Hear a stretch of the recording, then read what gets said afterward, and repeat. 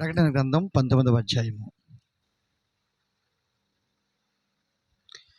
ప్రకటన గ్రంథం 19వ అధ్యాయము 7వ వచనం చదువుకుందాం. 6, 7 వచనాలు చదువుకుందాం.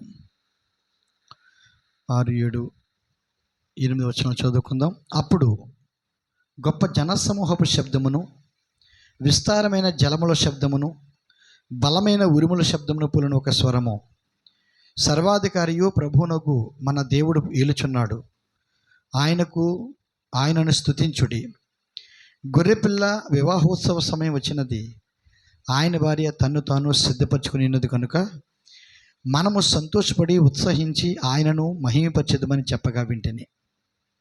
మరియు ఆమె ధరించుకున్నటకు ప్రకాశములను నిర్మలములైన సన్నపు నార బట్టలు ఆమెకి ఇవ్వబడెను.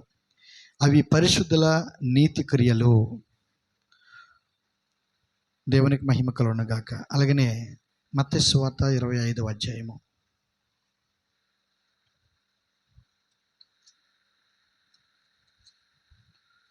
మత్తయి సువార్త 25వ అధ్యాయము మొదటి నుంచి చదువుకుందాం. పరలోక రాజ్యము తమ దివిటీలు పట్టుకుని, మొదటి నుంచి మత్తయి సువార్త 25:1 వచనం చదువుకుందాం. పరలోక రాజ్యము తమ దివిటీలు పట్టుకుని పెండ్లి కుమారుని ఎదుర్కొనుటకు బయలుదేరిన 10 మంది కన్యకలను పోలియున్నది. వీరిలో 5 బుద్ధి లేనివారు, 5 బుద్ధి గలవారు. బుద్ధి లేనివారు తమ దివిటీలు పట్టుకుని తమతో కూడా నూనె తీసుకుని పోలేదు. బుద్ధి గలవారు తమ దివిటీలలో కూడా సిద్ధులలో నూనె తీసుకుని పోయిరి. పెండ్లి కుమారుడు ఆలస్యము చేయగా వారందరూ కునికి నిద్రించుచుండిరి. అర్ధరాత్రి వేళ ఇదిగో పెండ్లి కుమారుడు, అతనిని ఎదుర్కొని రండి అను కేక వినబడెను. అప్పుడు ఆ కన్యకలందరూ లేచి తమ దివిటీలను చక్కబరిచిరి. కానీ బుద్ధి లేని ఆ కన్యకలు తమ దివిటీలు ఆరిపోచున్నవి గనుక మీ నూనెలో కొంచెం మాకు ఈడని బుద్ధి గలవారిని అడిగిరి.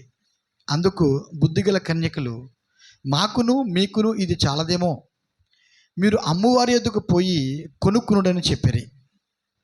వారు కొనబోచుండగా పెండ్లి కుమారుడు వచ్చెను. అప్పుడు సిద్ధపడిన వారు అతనితో కూడా పెండ్లి విందుకు లోపలికి పోయిరి. అంతటా తలుపు వేయబడెను. ఆ తరువాత తక్కిన కన్యకులు వచ్చి, అయ్యా అయ్యా మాకు తలుపు తీయమని అడుగగా అతడు, మేము నెరుగినని మీతో నిశ్చయముగా చెప్పుచున్నాను అనెను. ఆ దినమైనను ఆ గడి అయినను మీకు తెలియదు కనుక మెలకువగా ఉండుడి. ప్రార్థన చేసుకుందాం. మహాపరిశుద్ధుడగు తండ్రి, మహాగణుడ, సర్వశక్తిమంతుడ, మీకు వందనాలు. ఇంతవరకు నాయన పాటల ద్వారా మీ నామాన్ని మహింపరచుకున్నారు దేవా. మరి ఈ సమయంలో మరి నీ వాక్యం ద్వారా మీరు మాతో మాట్లాడమని, నీ వాక్యం యొక్క ఆశీర్వాదం మా మీద అనుగ్రహించమని తండ్రి. ప్రభా, నీ వాక్యము కొరకై ప్రభా మమ్మల్ని మేముగా మీకు సమర్పించుకుంటున్నాము దేవా. మీరే రంగం మీద నిలబడి మీరే మాతో మాట్లాడి మమ్మల్ని బలపరచమని, సహాయము చేయమని యేసుక్రీస్తు నామములో ప్రార్థిస్తున్నాను తండ్రి. ఆమేన్, ఆమేన్. కూర్చోండి. దేవునికి మహిమ కలుగును గాక. మరి ఈ సమయంలో చాలా సమయమైంది. గత వారం అయితే ఇంచుమించులో 2 అయిపోయింది. మన ప్రార్థన అయ్యేసరికి, వాక్యం అయ్యేసరికి 1:30 అయిపోయింది. మరి ప్రార్థన అయ్యేసరికి 2 అయిపోయింది ఇంచుమించులో. మరి ఎండ చాలా విస్తారం ఉంది కాబట్టి నేను ఆ విధంగా అంత జలుచుకోలేదు. మన వాళ్ళందరికీ ఉన్నటువంటి ఒక ఇదేంటంటే, పాస్టర్ గారు ఎంతోసేపు ముగించేస్తానంటే ఇంకా అరగంట ఎక్కువ చెప్తారని అర్థం అంటండి. ఏంటండి, ముగించేస్తానంటే ఇంకొక అరగంట ఎక్కువ చెప్తారు పాస్టర్ గారు అని ఫిక్స్ అయిపోతారు జనం. దేవుని స్తోత్రం కలగడం కాక. చూసారా, మరి అరగంట అయినా, గంట అయినా, 2 గంటలైనా, 3 గంటలైనా మరి నిజానికి అవి నా మాటలు కాదు, దేవునికి మాటలు అన్నాయి. దేవుని స్తోత్రం కలగడం కాక. అయితే విషయం ఏంటంటే, మరి సమయానికి, సందర్భాన్ని బట్టి, సమయాన్ని బట్టి మనం చేయవలసిన వారమే ఉన్నాం. సరే, ఏది ఏమైనప్పటికీ ప్రియ సహోదరి సహోదరులారా, ఈరోజు మరి మనము కలిగిన వర్తమానం ఎంతో శ్రేష్టమైన వర్తమానమే అన్నది. ఇది మాత్రం మనం ఖచ్చితంగా చెప్పగలం. ఇది మాత్రం మన 100% కూడా మరి మనం చెప్పగలం. ఈరోజు మనము కలిగినటువంటి ఈ వర్తమానము మరి రత్నరాశుల కన్నా, ధనధాన్యముల కన్నా మరి శ్రేష్టమైనది అయినది. దేవునికి స్తోత్రం కలుగునుగాక. ఈ లోకంలో ఏది కూడా ఈ వర్తమానంతో మనం పొందుకున్నటువంటి వాక్యముతో మనం కలిగిన పరిచర్యతో ఏది కూడా సరితూగదు. దేవునికి మహిమ కలుగునుగాక. ఏది కూడా సరితూగదు. ఎందుకంటే మరి ఏదైనా తోటలో ఆ సాయంకాల పూట మరి ఆయనే వచ్చి తన బిడ్డలతో సహవాసం చేశాడు ఆయన. దేవునికి స్తోత్రం.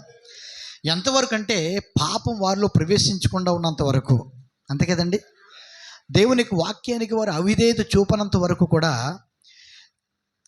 దేవుడే తన బిడ్డలకు పరలోకాన్ని విడిచిపెట్టి పరలోకం నుండి ఆయనే ప్రతి సాయంకాల పూట, ప్రతి దినము కూడా ప్రతి సాయంకాల పూట మరి వచ్చి తన బిడ్డలతో ఆయన సహవాసం చేసి ఆనందించి సంతోషించి వెళ్ళేవాడు ఆయన. దేవుని స్తోత్రం. సహోదరులారా, మరి ఈరోజు మనము నేరుగా అదే సమయంలో ఉన్నాం మనం. దేవుని స్తోత్రం. దేవునికి స్తోత్రం కలుగునుగాక. మీరు గుర్తించినట్లయితే ఈరోజు ఆయన వధువు కొరకు దేవుడు 7 ముద్రలు తెరిచి ఉన్నాడు. దేవునికి స్తోత్రం. అవి లోకానికి తెరవబడకపోవచ్చు, సంఘానికి తెరవబడకపోవచ్చు, కానీ 7 ముద్రల యొక్క బయలుపాటు కేవలము ఆయన వధువుకు మాత్రమే తెరవబడింది. దేవుని స్తోత్రం. దేవునికి మహిమ కలుగునుగాక.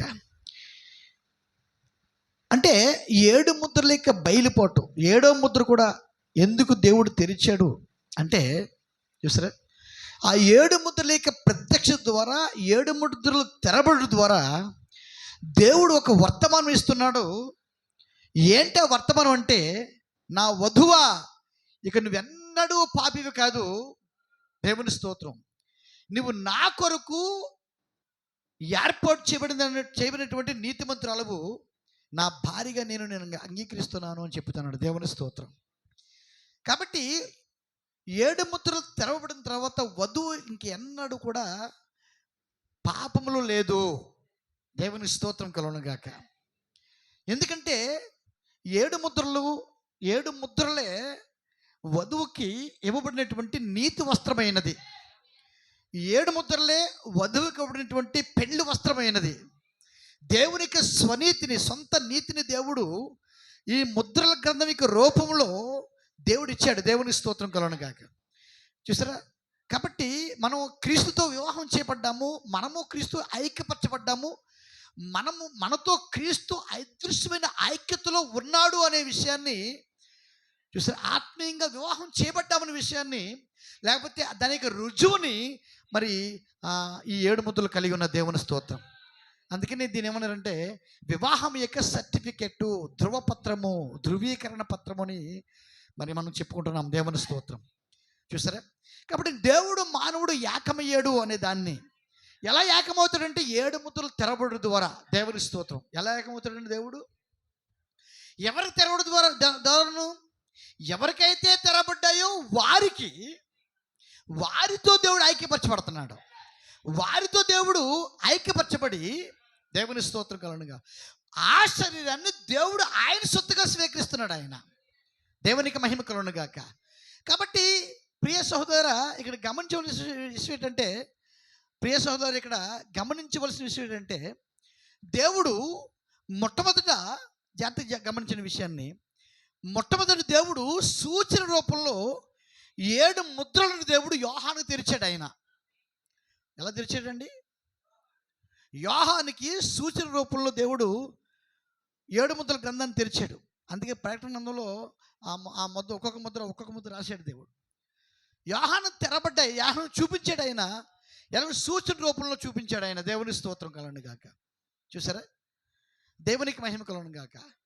అయితే రెండో కార్యం ఏంటంటే 1963లో ఆయన మేఘమతికి వచ్చినప్పుడు, దేవునికి స్తోత్రం కలుగునుగాక, ఆ 7 ముద్రల గ్రంథాన్ని ఆ 7 ముద్రల యొక్క విమోచన గ్రంథాన్ని మన ప్రవక్త బ్రహ్మకి ఆయన తెరిచి చూపించాడు. ఆయన దేవుని స్తోత్రం కలుగును గాక. ఏం చేశాడండి? 7 ముద్రల గ్రంథాన్ని తెరిచాడు. ఎవరికే? ఈ కాలమిక వర్తమానికుడికి, 7వ దూతకి. ఎవరికండి? 7వ దూతకి. దేవుని స్తోత్రం కలుగును గాక. ఎవరికండి ఇది? కాబట్టి 7 ముద్రల గ్రంథం తెరవబడింది, విమోచన గ్రంథం తెరవబడింది. ఎవరికి? 7వ దూతకి.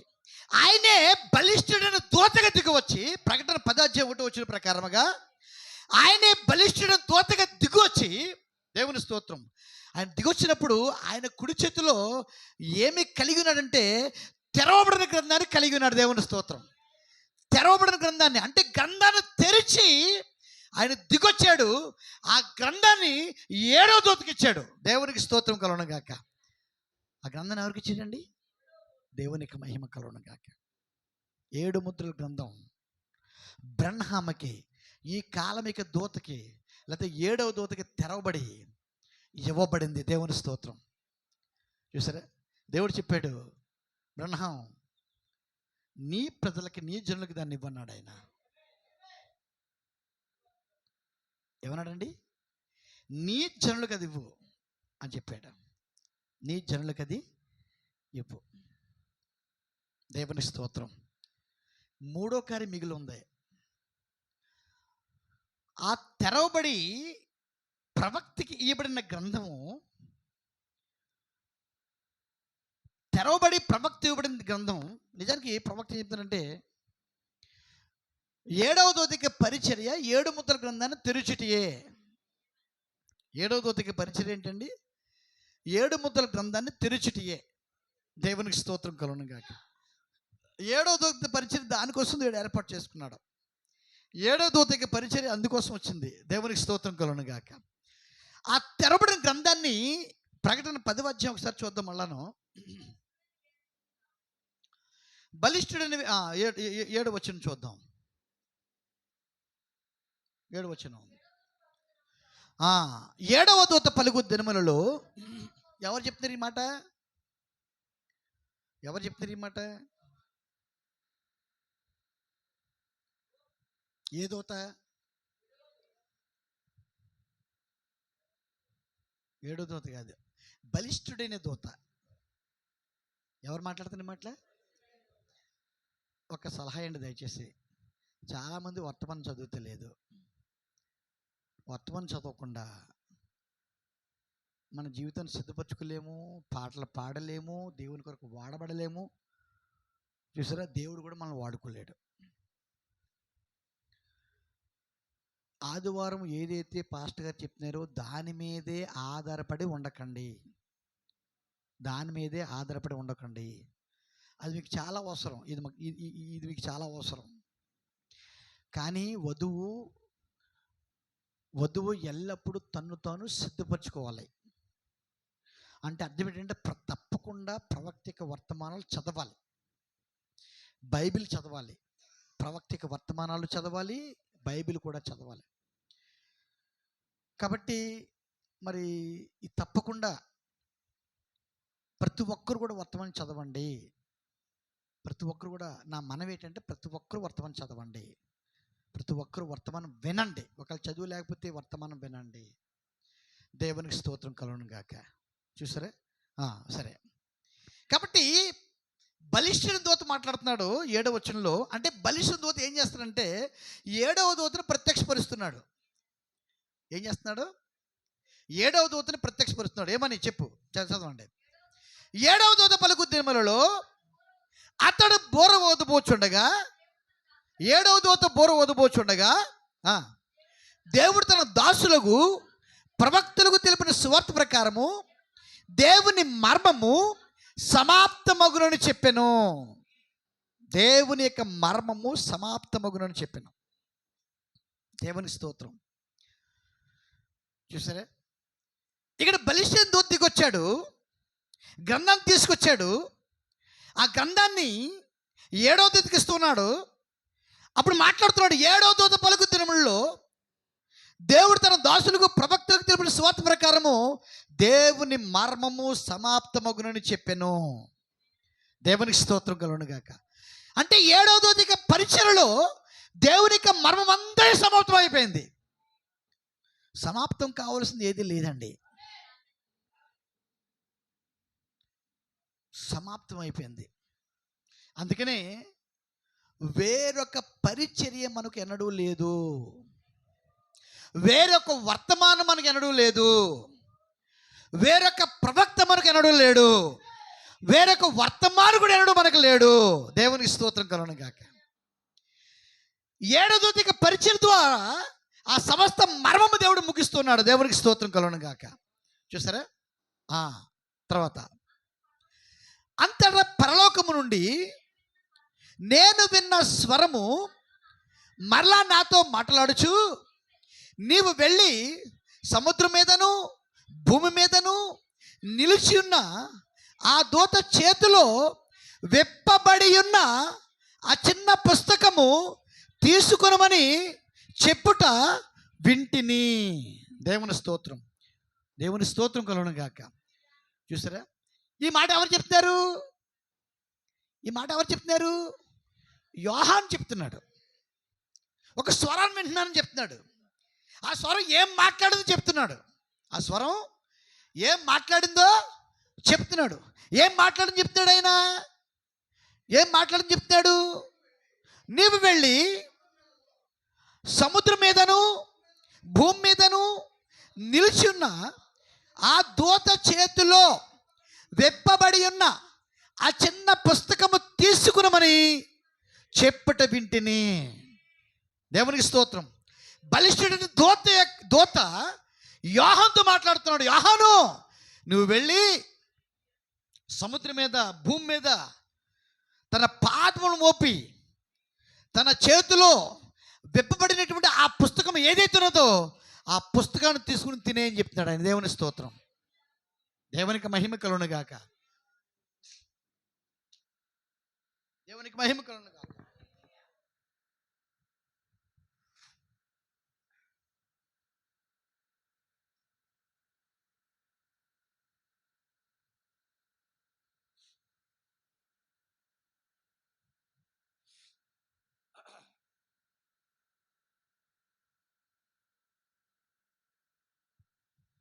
అంటే 7వ దూత చేతిలో విప్పబడి ఉన్నటువంటి ఆ పుస్తకాన్ని లేక గ్రంథాన్ని యోహాను నువ్వు తీసుకుని తినేయి. ఏమన్నాడు? యోహాను చెప్తున్నాడు, యోహాను తింటున్నాం. మనం ఎంతమంది తింటున్నారండి? తింటున్నామా? మరి తినకుండా ఎలా మార్పు చెందుతాం? తినకుండా ఎలా ఎత్తబడతాం? తినకుండా మనం ఎలాగ ట్రాన్స్ఫర్మేషన్ చెందుతాం? తినకుండా మనల్ని ఎలా సిద్ధపరచుకుంటాం? తినకుండా మనం ఎత్తబాటుకి ఎలాగ మనం రెడీ అవుతాం? సాధ్యమేనది? సాధ్యమేనా? అదైతే సాధ్యం కాదు. అందుకనే ఇక్కడ నా చేతిలో ఉన్న గ్రంథాన్ని తిను అని 7వ దూత చెప్పట్లేదు. 7వ దూత చేతిలో ఉన్న గ్రంథాన్ని తిను అని దేవుడే మాట్లాడుతున్నాడు. ఇది క్రీస్తు తన సంఘానికి లేక వధువుకి ఇచ్చిన వర్తమానం. ఇది ఓ వధువా, 7వ దూత చేతిలో విప్పబడి ఉన్న గ్రంథాన్ని నీవు తీసుకుని తినే. ఈ దేవుడే క్రీస్తే తన వధువుకి ఇచ్చినటువంటి వర్తమానం ఇది. ఇప్పుడు వర్తమానం ఎక్కడుంది? 7వ దూత దగ్గర ఉన్నది. 7వ దూత చేతిలో ఉన్నది. దేవుని స్తోత్రం. 7వ దూత చేతి ఎవరు పెట్టారు? ఆయనే పెట్టాడు. వర్తమానము దేవుడు ఈ కాలంలో ఎవరికి అప్పచెప్పలేదండి. ఆయన ఒకే ఒక వ్యక్తిని నమ్మాడు. ఆయన ఒకే వ్యక్తి పట్ల విశ్వాసం ఉంచాడు. ప్రతి కాలములో దేవుడు ఒక వ్యక్తిని ఏ విధంగా ఎన్నుకుని వర్తమానం ఇచ్చి పంపించాడు. దేవునికి స్తోత్రం కలుగును గాక. మన కాలంలో కూడా దేవుడు ప్రపంచమంతట్లో కూడా ఒకే ఒక వ్యక్తిని ఎన్నుకుని నమ్మి తన వర్తమానాన్ని ఆయన చేతిలో పెట్టి తాను ఎన్నుకున్న వారిని, తాను ఏర్పాటు చేసుకున్న వారిని తన యొక్క వధువుని, దేవుని స్తోత్రం, తన యొక్క బిడ్డలను వారితో మాట్లాడుతున్నా, ఓ బిడ్డలారా, ఓ వధువా, అదిగో నేను ఈ కాలంలో ఒక వ్యక్తిని నమ్మాను, ఈ కాలంలో మీ కొరకు ఒక వ్యక్తిని ఎన్నుకున్నాను, మీ కొరకు వర్తమాన తెచ్చుల కొరకై ఒక వ్యక్తిని ఏర్పాటు చేసుకున్నాను. అది ఈ కాలానికి ఒక వ్యక్తి, ఆ వ్యక్తి ఎవరో కాదు, ఏలియాగా పిలువబడతాడు. ఆ వ్యక్తి ఎవరో కాదు, మనిషి కుమార్ పరిచర్గా చేయబడతాడు. ఆ వ్యక్తి ఎవరో కాదు, 7వ దూతగా పరిచయం చేస్తాడు. అతను ఎవరో కాదు, అతనే విలియం మారియన్ బ్రనహం అయ్యున్నాడు. ఆ కాలంలో అబ్రహాము నమ్మినట్లుగా ఈ కాలంలో నేను బ్రనహాము నమ్మాను. దేవుని స్తోత్రం, దేవునికి మహిమ కలుగునుగాక. ప్రతి కాలంలో కూడా దేవుడు వర్తమానం అందరికీ ఇవ్వడు, ఒకే ఒక వ్యక్తికి ఇస్తాడు. ఆ వ్యక్తి ద్వారా ఆ కాలంలో ఎవరైతే నిర్ణయించబడ్డారో, ఎన్నిక చేయబడ్డారో, రక్షణ కొరకు, విమోచన కొరకు ఎవరైతే దేవుడు ముందుగా ఎన్నుకున్నాడో వారందరూ ఆ దూత యొక్క చేతిలో ఉన్నటువంటి వర్తమానం తీసుకుంది నాళ్ళ. దేవుని స్తోత్రం. ఇప్పుడు వర్తమానం ఉన్న చోటు 7వ దూత. వర్తమానం పరలోకం దిగొచ్చింది. వర్తమానం పరలోకం దేవుడు తీసుకొచ్చాడు, లేక దేవుని యొక్క బలిష్ట దూత తీసుకొచ్చాడు. ఆ వర్తమానం ఎక్కడ పెట్టాడు? 7వ దూత దగ్గర పెట్టాడు. ఎక్కడ పెట్టాడండి? 7వ దూత దగ్గర పెట్టాడు. దేవునికి స్తోత్రం కలుగును గాక. ఇప్పుడు దేవుడు చెప్తున్నాడు, ఆయన తన బోధను పిలుస్తున్నాడు, ఆయన యొక్క భార్యను పిలుస్తున్నాడు, ఆయన భూదిగంతం నుండి ఆయన ఎన్నుకున్న వారిని పిలుస్తున్నాడు. భూదిగంతం ఆకాశం క్రింద ఉన్న ప్రతి ఒక్కరిని కూడా ఆయన ఎన్నుకున్నారని పిలుస్తున్నాడు. ఆయన ఎన్నుకున్న వారిని పిలుస్తున్నాడు. ఎక్కడ పిలుస్తున్నాడు? ఎక్కడ పిలుస్తున్నాడు? వర్తమానం దేవుడు ఎక్కడ పెట్టాడో అక్కడికే పిలుస్తున్నాడు. ఆయన ఎక్కడైతే వర్తమానం ఉండదో అక్కడికే పిలుస్తున్నాడు. అందుకే దేవుడు చెప్పాడు, బ్రనహాము ప్రపంచానికి కావలసిన వాక్యమును, లేక వర్తమానమును, లేక ఆహారమును నువ్వు నిల్వ చెయ్యి. ఏం చెప్పాడు ఆయన? నువ్వు నిల్వ చెయ్యి, ఆహారాన్ని సిద్ధపరచు, నువ్వు నిల్వ చెయ్యి. ఒకడికి దాని కరువు రాబోతుంది. చూసారా, ఏ రాబోతుంది? కరువు రాబోతుంది. కాబట్టి ఈ వర్తమానం ద్వారానే, ఈ ఆహారం ద్వారానే నా వధువు పోషించబడాలి, నా స్వరూపులకు మార్చబడాలి, నా యొక్క పొలుకులకు మార్చబడాలి. నా స్వరూపులోనికి, నా పొలుకులోనికి మార్చబడ్డానికి వధువుకి కావలసిన వర్తమానము నీ యొద్ద ఉంచాను, నీవు దాన్ని నిలవ చెయ్యి. దేవుని స్తోత్రం కలుగును గాక. అందుకే యోసేపుని దేవుడు కరువు కాలంలో ఆ స్థలాన్ని పంపించి, ఆ రాజు కలిచ్చి, దేవుని స్తోత్రం, ఆ రాజు కలిచ్చి, దేవునికి మహిమ కలుగును గాక, ఆ కళను నెరవేర్చిన కొరకు యేసేపు దేవుడు చెరసాలలో పెట్టి ఏం చేశాడు? దేవుడు యేసేపు తాను చేసిన తప్పుకు చెరసలకు వెళ్ళాడా, లేదా దేవునికి ముందు నిర్ణయించినప్పుడు దేవుడు అక్కడ పెట్టాడా? యేసేపు తప్పు చేశాడండి? లేదు. మరి ఎందుకు వెళ్ళాడు చెరసల్లోకి? దేవుడు అక్కడ పెట్టాడు ముందుగా. దేవుని స్తోత్రం కలుగు. అదొక కారణం కొరకైనది. దేవునికి మహిమ కలుగును గాక. ఆ కళకి ఎవరు అర్థం చెప్పలేకపోయారు. చూసారా, కళ్ళకు అర్థం చెప్పుకోడు చెరసల్లో ఉన్నాడు, బంధించబడ్డాడు. దేవుని స్తోత్రం. చూసారా, అక్కడ అతను చెరసాల్లో ఉన్నప్పుడు దేవుడు వారితో పాటుగా ఇద్దరు దొంగలను పెట్టాడు. అక్కడ ఏం పెట్టాడండి? ఆయన సిలువలో ఉన్నప్పుడు, యేసుక్రీస్తు సిలువలో ఉన్నప్పుడు ఆయనతో పాటుగా అటుప్రక్క ఇటుప్రక్క ఇద్దరు దొంగలను పెట్టాడు దేవుడు.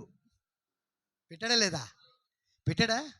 ప్రతిదీ కూడా దేవునికి ముందు నిర్ణయమే జరుగుతుంది. దేవునికి స్తోత్రం కలుగును గాక. కాబట్టి అక్కడ ఇద్దరు ఉన్నారు. ఒకడు యేసేపుడు తృణీకరించేవాడు, ఒకడు యేసేపుడు జ్ఞాపం చేసుకునేవాడు. యేసేపుడు తృణీకరించేవాడు, ఒకడు యేసేపుడు జ్ఞాపకం చేసుకునేవాడు. సిలువలో ఇద్దరు దొంగలు ఉన్నారు. ఒకడు యేసుక్రీస్తుని తృణీకరించేవాడు, ఒకడు యేసుక్రీస్తుని జ్ఞాపకం చేసుకున్నవాడు. దేవునికి స్తోత్రం కలుగును గాక. వాక్యానికి ఈ వైపులో ఉన్నాడు, వాక్యానికి ఈ వైపులో ఉన్నాడు. వాక్యానికి ఎడవైపు ఉన్నవాడు యేసుక్రీస్తు తృణీకరించాడు, వాక్యాన్ని కుడివైపు ఉన్నవాడు యేసుక్రీస్తుని అంగీకరించాడు. ఎలా అంగీకరించాడు? దేవుడిగా అంగీకరించాడు. దేవుని స్తోత్రం. కాబట్టి దాన్ని బట్టి వారి గమ్యాలు మారిపోయాయి. దేవుని స్తోత్రం కలుగును గాక. కాబట్టి ఆ పాన దగ్గర వెళ్ళాడు. మొదట్లో కొంతకాలం మర్చిపోయాడు. అతను మర్చిపోయిన సంగతి దేవుడు తెలుసు. నన్ను జ్ఞాపకం చేసుకో అని చెప్పాడు ఆల్రెడీ యేసేపు. తీరా అతను ఉద్యోగం వచ్చేసిన తర్వాత రాజుగారికి ఉద్యోగం చేయడంలో, ఆ సేవ చేయడంలో చెరస్థలంలో యేసేపుని మర్చిపోయాడు. అతను ఎవరిని మర్చిపోయాడు?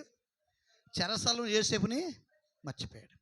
చెరస్థలంలో ఎన్నో యేసేపుని మర్చిపోతే ఆ యేసేపుని గుర్తు చేయడం కొరకు దేవుడు చూసారా అతనికి జ్ఞాపం చేయలేదు, రాజుకి జ్ఞాపం చేశాడు. ఆయన ఎలా జ్ఞాపం చేశాడు? కళ ద్వారా జ్ఞాపం చేశాడు. 2 కళల ద్వారా జ్ఞాపం చేశాడు. రెండు కళలు ఒకే అర్థాన్ని ఇచ్చే 2 కళల ద్వారా జ్ఞాపం చేశాడు. ఆ కళ వచ్చిన తర్వాత ఆ రాజు చాలా గర్వం చెందాడు. మరి ఆ రాజ్యంలో అందరిని పిలిచాడు, జ్ఞానులను పిలిచాడు, జ్యోతిష్యులను పిలిచాడు. ఆ కళ దానికి అర్థం చెప్పమన్నాడు. ఎవ్వరు చెప్పలేకపోయారు. దేవుని స్తోత్రం. ఎవ్వరు చెప్పలేకపోయారు.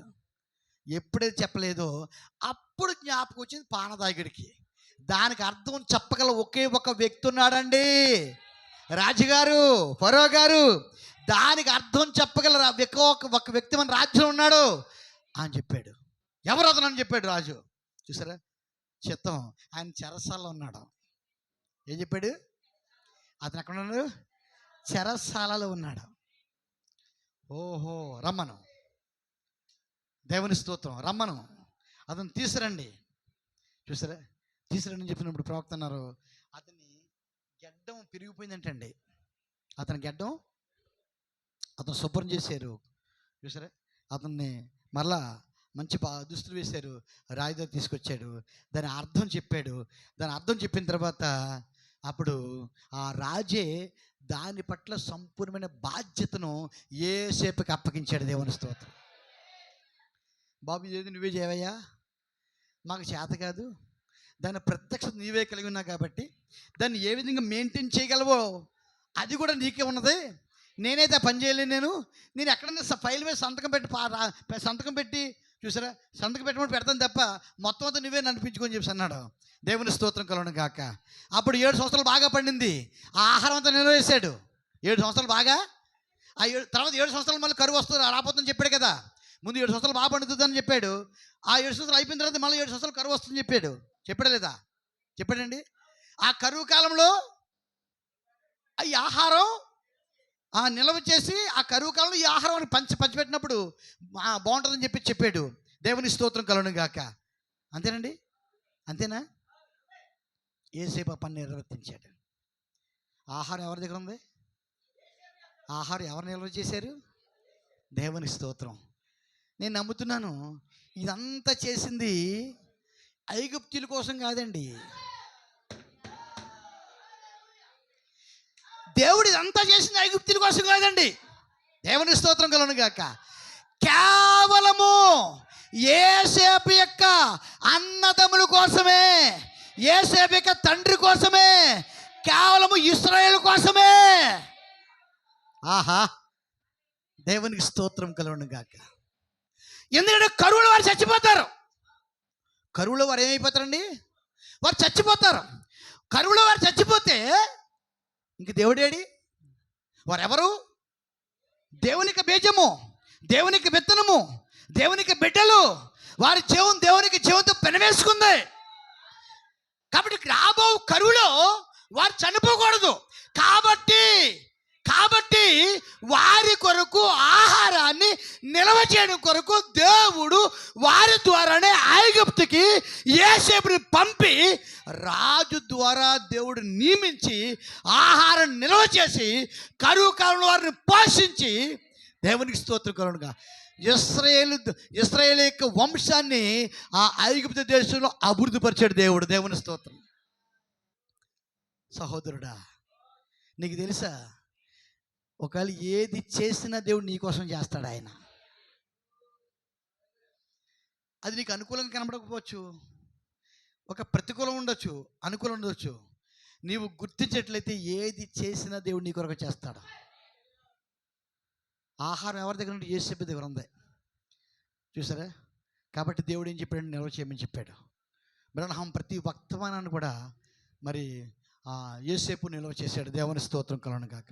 కాబట్టి దేవుడు చెప్తున్నాడు చూసారా, ఆ యొక్క గంధాన్ని 7వ దూతకి ఇచ్చినప్పుడు ఇప్పుడు యోహాను చెప్తున్నాడు. యోహాను ఎవరు? ఆత్మీయ ఇశ్రాయేలు అయినది. యోహాను ఎవరండి? మరి అక్కడ ఆ ఆహారము సిద్ధపరిచి నిల్వచిన ఆహారం ఎవరి కోసం సిద్ధపరిచాడు దేవుడు? వీళ్ళ కొరకే కదా. దేవుని స్తోత్రం. అలాగే ఇక్కడ కూడా ఆయన వధువు కొరకు ఆహారం సిద్ధపరిచాడు దేవుడు, నిల్వ చేశాడు దేవుడు. అందుకే ఏం చెప్తున్నాడంటే యోహాను ఆయన భార్యకి సాదులేసుకున్నాడు. యోహాను నీవు అదిగో ఆహారం ఎక్కడుందంటే 7వ దూత యొద్ద ఉన్నది. ఆహారం ఎక్కడుంది? గంధం ఎక్కడుంది? 7వ దూత దగ్గర ఉన్నది. అందుకని ఏం చేస్తామంటే నువ్వు ఆ గంధాన్ని తీసుకుని తినివేయము. ఆ గంధమును తీసుకుని తినివేయము అంటే అర్థం ఏంటంటే ఆ గంధములు కాగితాలు కాదండి. ఆ గ్రంథం అంటే అంతేనా అర్థం? ఆ గ్రంథం కాగితాలు కాదండి. దేవుని స్తోత్రం కలుగును గాక. ఆ గ్రంథం కాగితాలు కాదు. యోహాను నిత్య జీవాన్ని పొందుకోవడం కొరకు, యోహాను నిత్య జీవాన్ని నిత్యము జీవించిన కొరకు అతను తినే ఆహారం అయినది. అది క్షయమైన ఆహారం కాదు, అది అక్షయమైన ఆహారం అయినది. అక్షయమైన ఆహారము అయినది. కాబట్టి 1963లో దేవుడు బలిసిన దూతగా దిగొచ్చి 7వ దూతకి గంధాన్ని ఇచ్చాడు. ఆయన గంధాన్ని తెరిచాడు. ఆయన వర్తమానం 7వ దూత దగ్గర ఉంది. ఇప్పుడు దేవుని స్తోత్రం కలుగును గాక.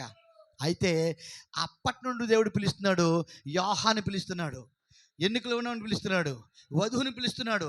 రండి నా 7వ దూత దగ్గర, నా కుడి చేతిలో 7వ దూత దగ్గర. చూసారా, మీరు జీవించడానికి కావలసినటువంటి, మీరు మార్పు చెందడానికి కావాల్సినటువంటి, మీరు ఎత్తబాటులోకి వెళ్ళడానికి కావాల్సినటువంటి ఆ యొక్క ఆహారము నా 7వ దూత దగ్గర ఉన్నది. దేవుని స్తోత్రం కలుగును గాక. ప్రియ సహోదరుడా, చూసారండి, ఈరోజు మనం ఆ ఆహారమే భుజిస్తున్నాం. అదే భుజిస్తున్నాం మనం.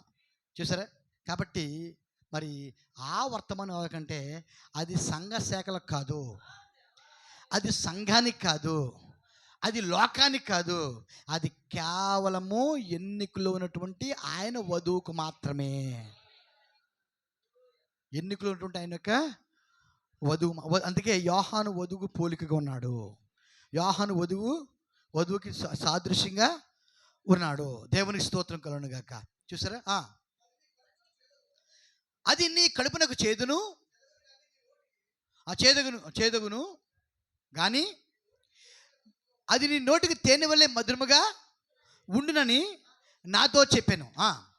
అంతటా నేను ఆ చిన్న పుస్తకమును దూత చేతిలో నుండి తీసుకుని దాన్ని తినివేసి తిని.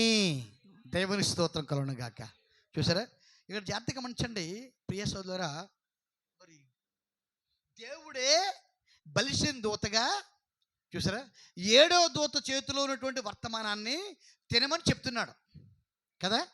ఇప్పుడు మనం ఏం చేయాలంటే ఆ దేవునికి స్వర విని 7వ దూత దగ్గరికి వెళ్ళి ఆ వర్తమానం తినాలి. దేవుని స్తోత్రం. మనం మార్పు చెంది వర్తమానం ఉంది. అదేదో కాదు 7 ముద్దల గ్రంథం. ఇది నేరుగా తిన్నప్పుడు లోపలికి వెళ్తుంది. అది ఎక్కడికి వెళ్తుందండి? లోపలికి వెళ్తుంది. అర్థమైందండి? అంటే ఇక్కడ గమనించవలసింది ఏంటంటే మొట్టమొదట దేవుడు యోహానికి సూచన రూపంలో తెరిచాడు. ఎక్కడ? పత్మాసు ద్వీపంలో. ఎక్కడండి? పత్మాసు ద్వీపంలో. రెండో కార్యం ఏంటంటే ఆయన నిజ రూపంలో ఆయన ప్రవక్త 7వ దూతకు తెరిచాడు 63లో. 63లో తెరిచి, చూసారా, నీ వెళ్ళి నీ సంఘంలో బోధించు, దాన్ని తాత్పర్యాన్ని చెప్పని చెప్పి అన్నాడు. అక్కడ ఇస్తాను నేను, దాని అర్థాన్ని నేను అక్కడ ఇస్తానని చెప్పి అన్నాడు. అర్థమైందండి? దానికి అనువాదాన్ని నేను అక్కడ ఇస్తాను అని చెప్పాడు. అప్పుడు ప్రవక్త చేసినంటే ఆ గ్రంథం అక్కడ ఇవ్వబడింది, ఆయన తెరబడింది. ఆ తర్వాత వచ్చి తన సంఘంలో 7 ముద్దలు బోధించినప్పుడు దానికి బయలుపాటుని దేవుడు అప్పటికప్పుడే ఇచ్చాడు. దేవుని స్తోత్రం.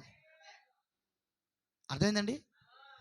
ఇప్పుడు అది 7వ దూత నుండి బయటకు వెళ్ళింది. అది 7వ దూతతో ప్రకటించబడింది. అది 7వ దూత ఇవ్వబడింది. అది ఇప్పుడు 7వ దూత ఇవ్వబడుతున్నప్పుడు ఎవరి కోసం ఇవ్వబడుతుంది? అది ఆయన వధువు కోసం ఇవ్వబడుతుంది. అది అంటే మన కోసం ఇవ్వబడుతుంది. మనం వింటున్నాం, దాన్ని మనం తీసుకుని తినాలి. అది అంటే అర్థం ఏంటంటే ఒకప్పుడు అది ఆయన చేతిలో ఉంది, అది బ్రహ్మ చేతిలోకి వచ్చింది. ఇప్పుడు బ్రహ్మ చేతిలో నుండి నేరుగా మన చేతిలోకి వెళ్తలేదు, కానీ మన హృదయంలోకి వెళ్తుంది. అది ఎక్కడికి వెళ్తుందండి? ఎక్కడికి వెళ్తుందండి? గ్రంథం ఎక్కడికి వెళ్తుంది ఇప్పుడు? గ్రంథం ఎక్కడికి వెళ్తుంది ఇప్పుడు? మన హృదయంలోకి వెళ్తుంది. అందుకని బ్రహ్మము చేతిలో, 7వ చేతిలో ఉన్న గ్రంథాన్ని యోహాను నువ్వు తీసుకో అని చెప్పలేదు. ఈరోజు చాలామంది వర్తమానాలు తీసుకుంటున్నారు. ప్రతి వారం పంచిపెడుతున్నప్పుడు, లేకపోతే నెలకోసారి పంచిపెడుతున్నప్పుడు, లేకపోతే మీటింగ్లో పంచిపెడుతున్నప్పుడు ఏం చేస్తారంటే వర్తమానాలు తీసుకుంటున్నారంతే. ఏం చేస్తున్నారండి? వర్తమానాలు తీసుకున్నారు. తీసుకుని చూసారా, మొదట చూస్తున్నారు. ఏం చూస్తున్నారు? ఎవరు ప్రింట్ చేశారా? ఏ సంవత్సరంలో ప్రింట్ అయిందా? వర్తమానం పేరేంటా? చాలా బాగుంది, ఈ డిజైన్ కూడా చాలా బాగుంది, పేపర్ కాస్ట్ చాలా ఎక్కువ, చాలా బాగుంది, చాలా బాగా ప్రింట్ చేశారు, సహోదరుడు దేవుడిని దీవించిన కాక అని తీసుకెళ్ళి ఎక్కడ పెడతానంటే,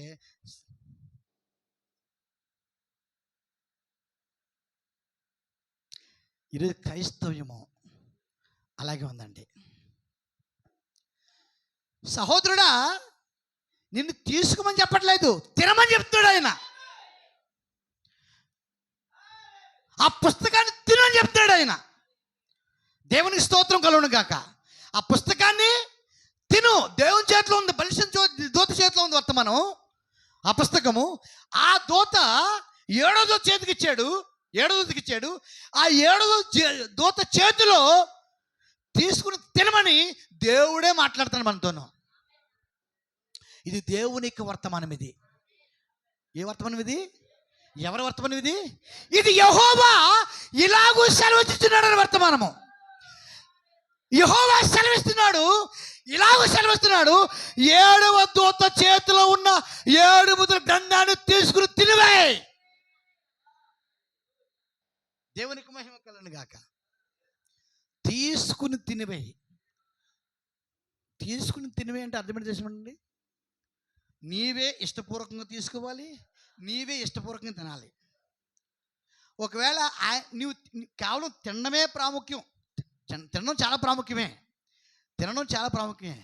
కానీ తీసుకోవడం కూడా చాలా ప్రాముఖ్యమే. ఒకవేళ తీసుకోవడం కూడా ప్రాముఖ్యం కాకపోతే ఆ 7వ దూత ద్వారా దేవుడు నీకు బలిని నిర్మించేసినావు. 7వ దూత ద్వారా దేవుడు నీ నోట్లో కుక్కేసినావు, నీ నోట్లో నా నోట్లో కుక్కేసినావు. దేవుడు ఆ పని చేయలేకపోవట్లేదు.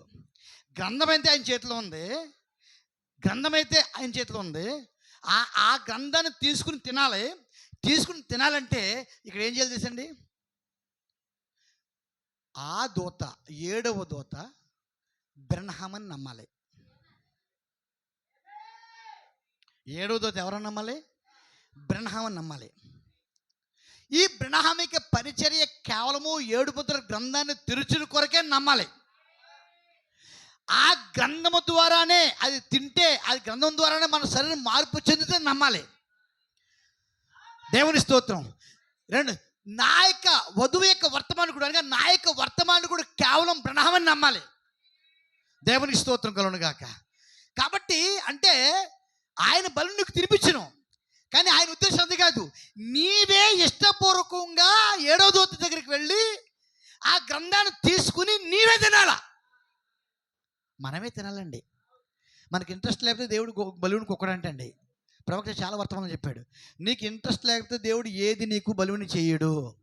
నీకు నమ్మకం ఉంటేనే, నీకు విశ్వాసం ఉంటేనే, నీకు ఆసక్తి కలిగితేనే, నీకు ఇంట్రెస్ట్ ఉంటేనే, నీకు కావాలి అనుకుంటేనే అప్పుడు తీసుకుని దాన్ని తినే. ఒకవేళ నువ్వు ఇష్టపడి తిన్నట్లయితే అది నీకు చాలా బాగుంటుంది, నువ్వు తృప్తి చెందుతావు. తినడానికి చేదుగా ఉంటుంది, కానీ చూసారా, ఆ తినడానికి తీగ ఉంటుంది, కానీ లోపలికి ఎంత చేదుకున్నా సరే చూసారా నువ్వు భరిస్తావు. నువ్వు దేవుని స్తోత్రం. కాబట్టి నీ ఇష్టపూర్వకంగా అది చేయాలి తప్ప ఎవరు ప్రార్థనతోనో ఎవరు చెప్తానో నువ్వు వర్తమానం చదవద్దు. ఎవరు చెప్తాను బలవంతం చేస్తానో నువ్వు ప్రార్థన రావద్దు. ఎవరు బలవంతం చేస్తానో నువ్వు ప్రార్థన చేయొద్దు. ఎవరు బలవంతం చేస్తానో ఈ గ్రంథాన్ని చదవద్దు. కేవలం నీకు ఇష్టం ఉండాలి, నీకు విశ్వాసం ఉండాలి. ఆయన దేవునికి వర్తమానుడని, ఈ కాలం పంపించబడిన ప్రవక్తని, 7వ దూతని, దేవునికి స్తోత్రం, ఏలియా అని నీవు నమ్మాలి. మొట్టమొదట నమ్మిన తర్వాత మాత్రం దాన్ని తీసుకుని తినగలవు. ఒకవేళ నమ్మితే దాన్ని తీసుకుని తింటావు. దాన్ని తీసుకుని తిన్నట్లయితే దేవుని స్తోత్రం, ఇంక ఎన్నడూ నీవు చనిపోవు. ఈ మాట చెప్పడం కూడా నేను మాట చెప్పి నేను ముగిస్తాను. నేను చూసాను ఆ దూత చేతిలో నుండి, దేవుని చేతిలో, దూత చేతిలోకి వచ్చింది. దూత చేతిలో నుండి ఎక్కడికి వెళ్తుంది? అది యోహాను యొక్క లోపలికి వెళ్తుంది, కడుపులోకి వెళ్తుంది. యోహాను యొక్క కడుపులోకి వెళ్తుంది. చూసారా? అంటే ప్రవక్త ఏం చెప్పాడంటే, సూచన రూపంలో యోహానుకి ప్రత్యక్షపరచబడిన గ్రంథము, నిజ రూపంలో 7వ దూత ద్వారా విప్పబడిన గ్రంథము, ఎవరైతే జగత్పునాది వేయబడకుండా ఎన్నికలో ఉన్నారో ఆ యోహాను హృదయములో దేవుడే గ్రంథాన్ని పెట్టుచున్నాడు అన్నాడు ఆయన. అంటే వాక్యం ఎక్కడ పెట్టబడుతుందంటే మన హృదయంలో పెట్టబడుతుంది. దాన్ని తీసుకుని మనమే పెట్టుకోవాలి. దేవుని స్తోత్రం. అంటే ప్రవక్త చెప్తానంటే ఆ గ్రంథం నీవు తీసుకుని నీ హృదయంలో పెట్టుకున్నప్పుడు, ఆ వాక్యాన్ని హృదయంలో చేర్చుకున్నప్పుడు, ఇప్పుడు ఆ గ్రంథం యొక్క తర్జుమా లేదా అనువాదము లేదా తెరబడుట అది నీకు మాత్రమే జరుగుచున్నది. మన హృదయంలో అది తెరవబడాలి. హృదయంలో అది తెరబడాలి. హృదయంలో అది తెరవడం కోసం దేవుడు మనకి ఇస్తున్నాడు. దేవుని స్తోత్రం. అది సూచన రూపంలో తెరబడింది. అతను ప్రవక్తకి 7వ దూతకి నిజ రూపంలో తెరబడింది. ఒకవేళ అది అక్కడే ఉంటే అది ఎవరికి ఎటువంటి ఉపయోగము లేదు. ఎవరైతే ఎన్నిక చేసుకున్నాడో దేవుడు వారికి తెరిచిన కొరకు, వారికి బయలుపరచిన కొరకు, వారికి ప్రత్యక్షపరచిన కొరకు దేవుడు వారి హృదయంలో తీసుకుని ఆయన పెట్టుచున్నాడు. దేవుని స్తోత్రం కలుగును గాక. అంటే ఇక్కడ జాగ్రత్త విషయం అంటే 7 ముద్రల గ్రంథము నీవు తీసుకున్నప్పుడు అది నీకు మాత్రమే తెరవబడుతుంది. అది ఎవరికి తెరబడుతుందండి? చాలామంది సహోదరులు మరి వచ్చినము మరి ఆ కోటి వెంబడి కోటి తీసుకొచ్చి 7 ముద్ర తెరబడలేదని చెప్పి చెప్పడం కోసం, దాన్ని మరి బలపరచడం కోసం, నిర్ధారణ చేయడం కోసం ఎన్నో కోట్లు తీసుకొస్తారు. వాళ్ళు ఎన్నో కోట్లు తీసుకొస్తారు. చూసారా? కాబట్టి వారు అలా తీసుకురావడం ఎటువంటి గొప్పతనం లేదు, ఆశ్చర్యం లేదు. ఎందుకంటే ఆ గ్రంథాన్ని ఆయన 7వ దూతను నమ్మి ఆ 7వ దూత చేతిలో ఉన్న గ్రంథాన్ని తీసుకుని వారు చదివితే, వారు హృదయంలో పెట్టుకుంటే వారికి కూడా తెరబడి ఉండేది. అది వారికి కూడా అది దేవుడు తెరిచిచ్చేవాడు ఉండేవాడు. వారికి అది తెరబడినప్పుడు ఇప్పుడు వారు సాక్ష్యం ఇచ్చేవారు, 7 ముద్రలు తెరబడ్డాయి అని చెప్పిండేవారు వాళ్ళు. అయితే వారు 7వ దూత నమ్మలేదు. వాళ్ళు ఆ గ్రంథాన్ని తీసుకోలేదు, వాళ్ళు దాన్ని తినలేదు. వాళ్ళు అందుకని వారికి తెరబడలేదు. కాబట్టి వారు అది తెరబడలేదని చెప్తున్నారు వాళ్ళు. అంటే వారు చెప్పిన సాక్ష్యం వారి విషయంలో కరెక్టే, కానీ వధువు విషయంలో ఆ సాక్ష్యం తప్పది. వధువు విషయంలో ఎన్నిక చెప్పిన వారి విషయంలో ఆ సాక్ష్యం తప్పు. ఎందుకంటే నీ కొరకు ఒక వర్తమానం ఉందని, నీ కొరకు ఒక వర్తమానికి ఉన్నాడని, ఆ వర్తమానం దేవుడు ఆ వర్తమానికి చేతికి ఇచ్చాడని, ఆ వర్తమానం చేతులను వర్తమానము నిన్ను తీసుకుని తినమన్నాడని నీవు ఎరిగినావు. దేవుని స్తోత్రం. ఈ ప్రకటన 10వ అధ్యాయంలో ఉన్నటువంటి ఈ 8వ వచనం వర్తమానము అది నీ కొరకే. ఇప్పుడు మనం తీసుకుంటున్నాం, అది తింటున్నాం, ఆయన నమ్ముతున్నాం, ఆ వర్తమానం సత్యమని నమ్మాం. అది మన హృదయంలోకి వెళ్తుంది. అది ఏం చేస్తుందంటే దేవునికి మర్మాన్ని మనకు తెరుస్తుంది. అది దేవునికి వాక్యాన్ని తెరుస్తుంది. యేసుక్రీస్తు మీద ఉన్న ముసుగులు తీసివేస్తుంది. ఇప్పుడు ఆయన ఎవరో నీకు చూపిస్తుంది, ఆయన ఏమిటో నీకు చూపిస్తుంది, ఆయన ఏమైనాడో నీకు చూపిస్తుంది. ఇప్పుడు నువ్వు చెప్పగలవు 7 ముద్రల గ్రంథం తెరబడింది. ఎక్కడని చెప్పగలవు? నాకు తెరబడింది, అది నాదే, అది నా స్వాస్థ్యము. దేవునికి మహిమ కలుగునుగాక, దేవుని స్తోత్రం కలుగునుగాక. అది 7 ముద్రల రూపమైనటువంటి దేవునికి జీవం. అది 7 ముద్రల రూపమైనటువంటి దేవునికి నిత్య జీవం. అది నీ లోపల వచ్చినప్పుడు అది నేను జీవింపచేస్తుంది. మరణం తీసివేస్తుంది. చూసారండి, నిన్ను జీవింపచేస్తుంది. సదా ఆయనతో జీవించగలుగుతావు నువ్వు. దేవుని స్తోత్రం. అర్థమైందండి? ఈ 12:30 ముగించేస్తాను కరెక్ట్. ఈ మాట చెప్పి ముగిస్తాను. నీకు తెరవబడిన తర్వాత చూసారా, అది మరలా ప్రత్యక్షపరచబడాలి. ఏం చెప్పడాలి? అది ప్రత్యక్షపరచబడాలి. ప్రత్యక్షపరచబడాలి. ఆ గ్రంథం ఏం చెప్పడాలండి? ప్రత్యక్షపరచబడాలి. ఏ గ్రంథాన్ని అయితే దేవుడికి ఇచ్చాడో ఆ గ్రంథాన్ని మరలా దేవుడు ప్రత్యక్షపరచాలి. జాగ్రత్తగా గమనించండి. ఈ మాట చెప్పి ముగిస్తాను. 63 వచ్చిన గ్రంథం ప్రవక్త ఇవ్వబడింది. ప్రవక్త ద్వారా ఇవ్వబడిన గ్రంథం యోహాను తీసుకున్నాడు. యోహాను ఏం చేశాడండి? దేవుని స్తోత్రం కలవడం కాక. ఇక్కడ సూచన రూపంలో ఇవ్వబడింది, ఇక్కడ తెరవబడింది. దేవుని ఉద్దేశం ఇక్కడ తెరవడం, దేవుని ఉద్దేశం ఇక్కడ తెరవబడింది. పుస్తకం తెరవబడింది, పుస్తకము తెరవబడింది. ఈ పుస్తకాన్ని యోహాను తిన్నాడు కదండి. పుస్తకాన్ని దేవుడు ఇక్కడ ఏమిచ్చాడు? పుస్తకాన్ని ఇచ్చాడు, బుక్ ఇచ్చాడు. ఇది 63 రాకడ, ప్రభు యొక్క రాకడ. నమ్ముతున్నారా? నమ్ముతున్నారా? ఇక్కడ ర్యాప్చర్ ఉంది. ఇక్కడ ఏముందండి? ఎత్తబాటు ఉంది. ఈ గ్రంథం ఎక్కడి నుండి వచ్చింది? పరలోకం నుండి వచ్చింది. దేవునికి స్తోత్రం కలుగును గాక. భూమి మీద ఉన్న 7వ దూతకి ఇవ్వబడింది. అంటే భూమి మీద ప్రయాణం చేస్తుంది అది. అదే భూమి మీద యోహానుకు ఇవ్వబడింది కదా.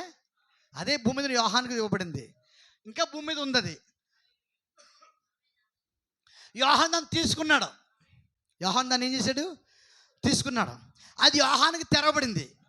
అది యోహానుకి తెరవబడింది. మరలా ఇక్కడ ర్యాప్చర్లో ఈ పరలోకం నుండి వచ్చిన ఈ పుస్తకము ర్యాప్చర్లో మనల్ని తీసుకోవడానికి సిద్ధంగా ఉన్నాడు ఆయన. ఆయన పరలోకం నుండి ఎందుకు దిగి వస్తాడంటే ఎత్తబాటులో మరలా తిరిగి ఆ గ్రంథాన్ని తీసుకోవడం కొరకు వస్తున్నాడు ఆయన. దేనండి?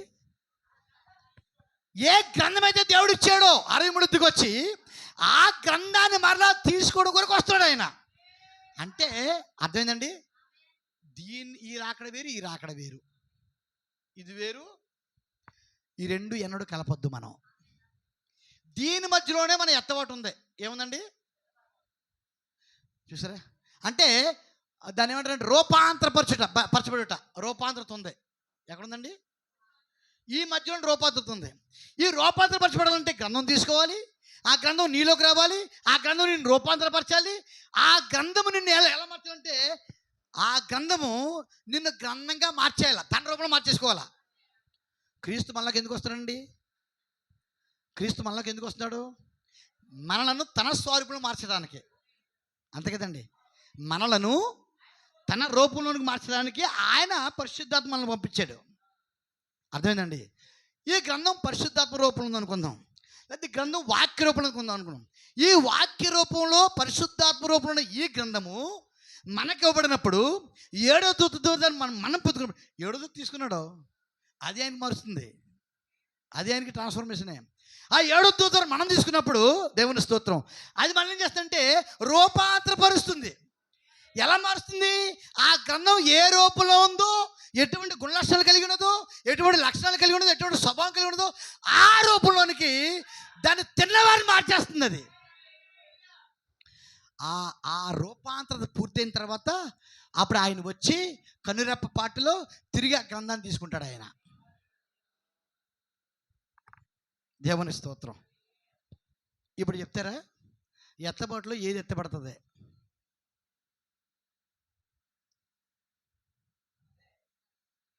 ఎత్తబాటులో ఏది ఎత్తబడుతుందండి?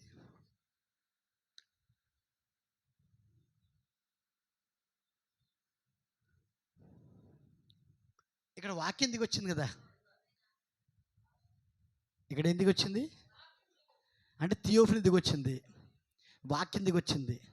అది పుస్తక రూపంలో ఉంది, అది గ్రంథం రూపంలో ఉంది. అది ఇక్కడ ఏది ఎత్తబడుతుంది? గ్రంథమే ఎత్తబడుతుంది, కానీ అది గ్రంథం రూపంలో ఎత్తబడతలేదు. అది వాక్యాన్ని ఇచ్చినాడు, వాక్యాన్ని తీసుకుంటాడు ఆయన, రెండోది తీసుకోడు. అర్థమైందండి? ఇక్కడ వాక్యాన్ని ఇచ్చాడు, ఇక్కడ వాక్యాన్ని తీసుకుంటున్నాడు. కానీ ఎత్తబడేటప్పుడు దాని రూపం మారుతుంది. ఎత్తబడేటప్పుడు దాని రూపం మారుతుంది. దేవుని స్తోత్రం. ఎత్తబడి ఏదో తీసుకెళ్తుంది ఆ గ్రంథం. ఒకవేళ గ్రంథం వచ్చి మన గ్రంథాన్ని తీసుకుంటే మనకి ఎవడో ఉపయోగం ఉంటుంది, అంతే కదండి. అందుకని ఇక్కడ వాక్యం ఇచ్చి ఇక్కడ శరీరాన్ని తీసుకెళ్తాడు. ఆయన ఏం తీసుకెళ్తాడండి? శరీరాన్ని తీసుకెళ్తాడు.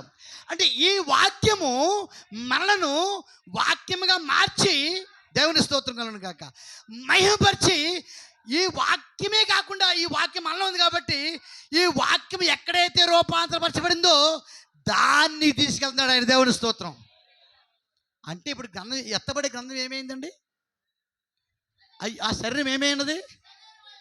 ఆ శరీరం ఏమైంది? వాక్యమే శరీరమైంది. ఆ శరీరం ఎత్తబడుతుంది.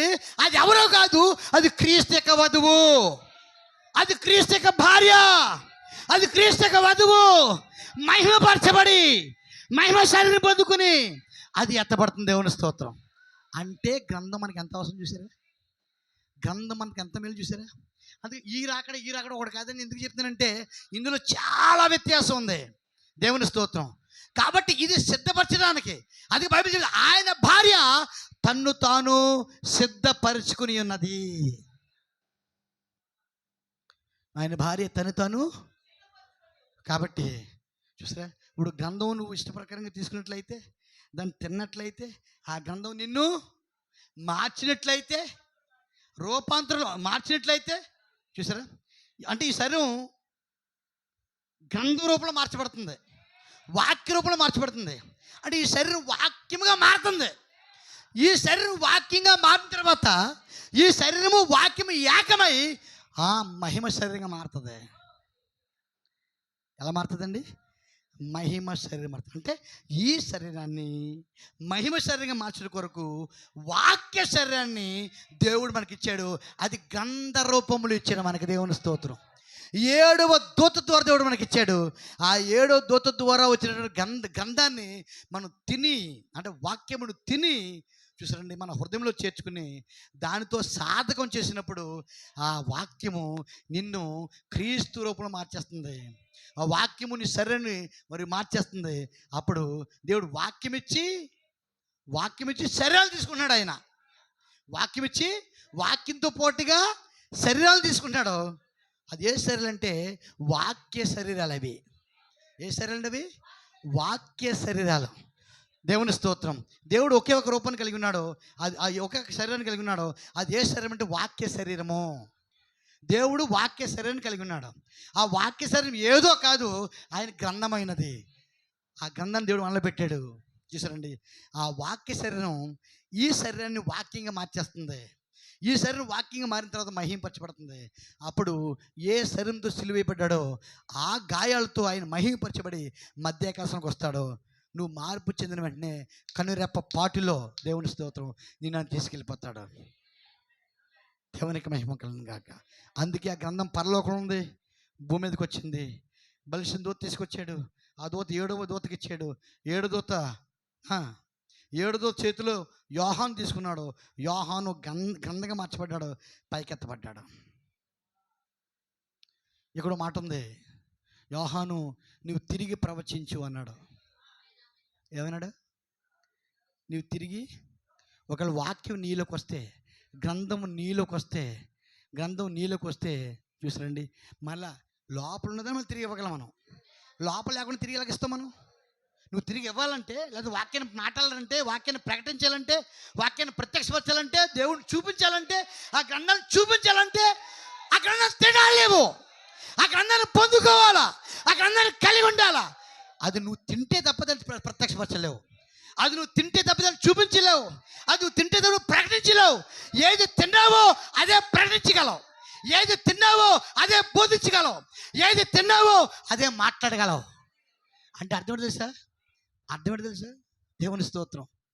చూసారండి, దేవుడు పరిశుద్ధ చేతిలో కలిగి ఉన్నాడు గ్రంథాన్ని. 7వ చేతికి ఇచ్చాడు గ్రంథాన్ని, కానీ యోహాను లోపలికి ఇచ్చాడు గ్రంథాన్ని.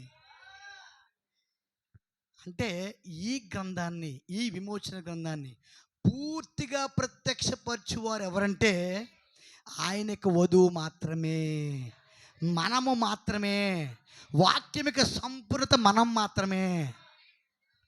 చాలాసార్లు ప్రవక్త అంటే నేను విఫలమయ్యాను చెప్పాడు ప్రవక్త. ఏమన్నాడండి? చాలా సందర్భాల్లో పరిచయం అర్థం చేసుకోలేక నేను విఫలమయ్యాను అని చాలాసార్లు చెప్పాడు ప్రవక్త. నేను విఫలమయ్యానని చెప్పాడు తప్ప ఆయన విఫలమయ్యాడని చెప్పలేదు. ఆయన ఎవరు? ఆయన విఫలమయ్యాడని చెప్పలేదు. ఆయన అంత బుధవారం ఏదో కొత్తమని చెప్పుకున్నాం మనం, మీకు జ్ఞాపకం లేదు. యోహాను గురించి మాట్లాడుకుంటూ యోహాను వెనకొచ్చినా సరే యోహాను ముందు రోడ్ అయ్యాడు ఆయన అని చెప్పు మాట్లాడుతూ, అంటే ఆయన విఫలం అయ్యాడని చెప్పలేదు. ఆయన ఎవరు తెలుసండి? వధువు రూపంలో యేసుక్రీస్తు. ఆయన ఎన్నడూ విఫలం కాడు. ఎందుకంటే ఆయనే ఆ గ్రంథాన్ని ఈ లోకానికి పూర్తిగా ప్రత్యక్షపరచబడినాడు. దేవుడి మాటలు దీవించిన కాక అందులో ఇచ్చినప్పుడు